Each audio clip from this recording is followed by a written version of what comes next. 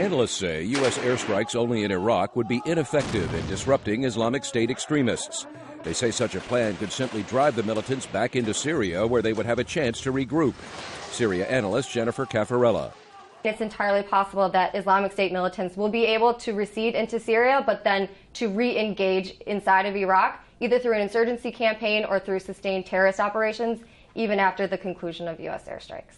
And while soldiers and militias fight the IS jihadis across the border in Iraq, the situation in Syria is more complicated.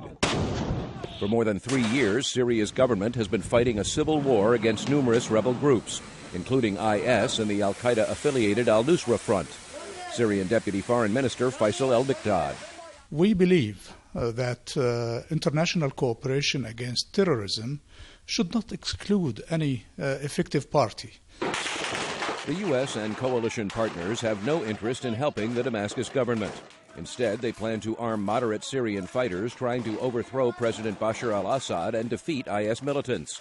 But the extremists, also known as ISIS, are becoming part of the population.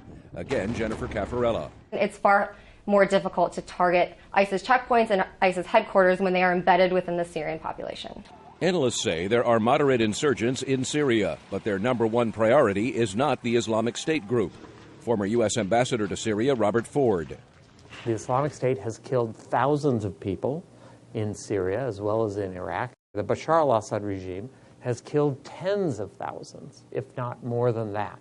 It could take months to train and equip the Syrian opposition to be ready for a ground campaign against IS. Analyst Samuel Brannan. There's not going to be a clear end to this. This is really about containing a threat. It's not one that may be possible to outright defeat. Experts say the U.S. does not currently have the intelligence needed to clear IS militants from urban areas and needs to partner with the Syrian opposition and Kurdish groups to obtain it. And even if airstrikes are launched, will they be enough?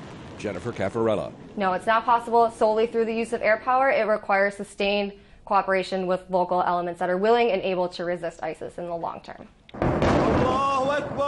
Analysts say it will be difficult to form a military plan that will not allow the Syrian government, IS militants, or al-Qaeda-linked rebels from controlling parts of the country when the air campaign is over.